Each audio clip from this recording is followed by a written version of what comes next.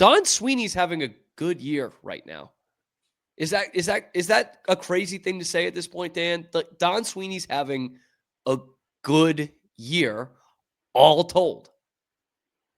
I would say so. And I think to cap it all off, I mean, if you watch the game Saturday, Fraser Minton doing it in his revenge game style, scoring a great goal in the third period to kind of put it out of reach for the Leafs. I feel like that just capped it off. So Don Sweeney is hot right now. And you got to look at give all of credit it. where credit's due. But yeah. Yeah, you look at all of it, right? We knew he was going to get the first. Well, we didn't know this, but we knew after it happened that he got the first round pick, right? Even if James Higgins is not a really good NHL player, you're thinking, I can give the benefit of the context, like that was the guy they needed to pick, and they picked him. But like Marco Sturm coming in as head coach was like, yeah, okay, sure. And the Marco Sturm thing has worked out. Jim Montgomery thing has not worked out in St. Louis. Brandon Carlo has not worked out in Toronto.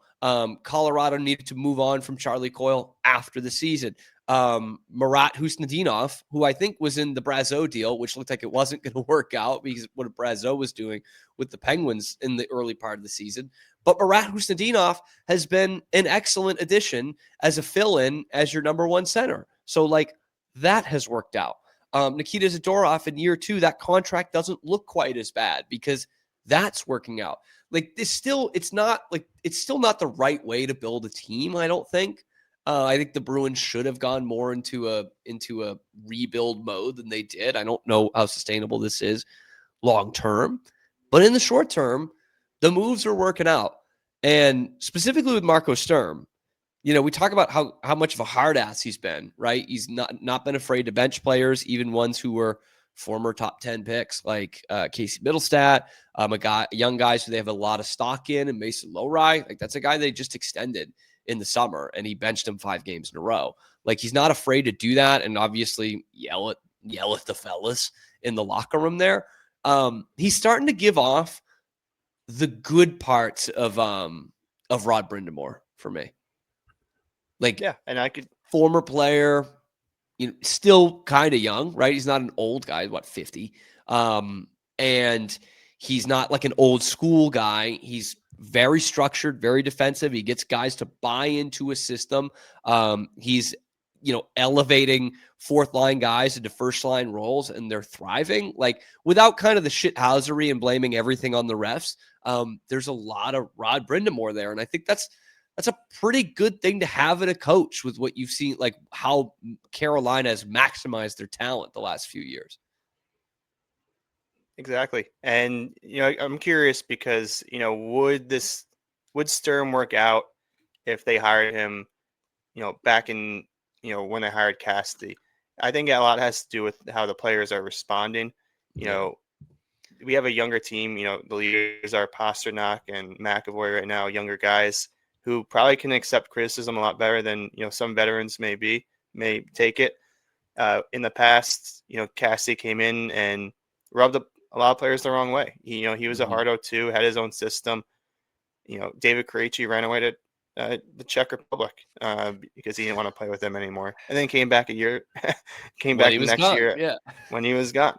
So I like the way Sturm's coaching, and players are buying into it.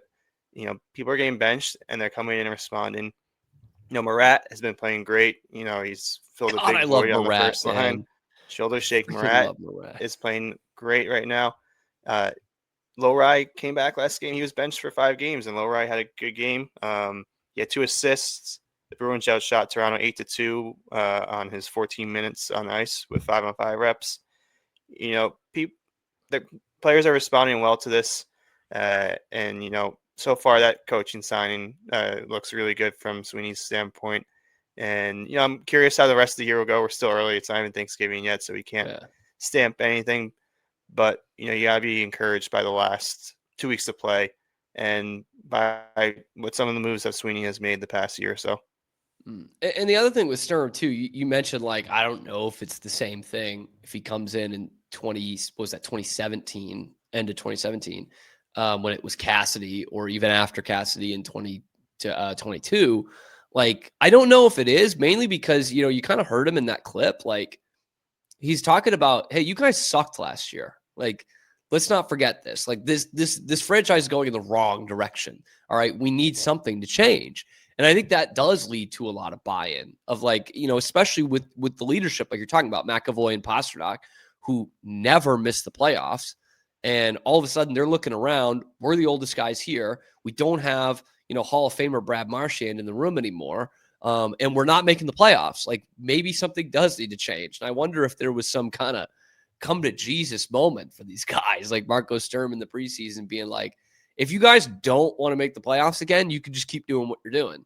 You can buy into my thing for a team that made the play. Like, the Kings consistently make the playoffs now. Like, that's all the system I'm coming from. And you could buy in, and we can make the playoffs again and be pricks to play against. So, like, I can't say enough good things about the Marco Sturm signing right now, which I'm surprised by. I was very skeptical. Nothing against Marco necessarily, but I was not expecting that to be a hit.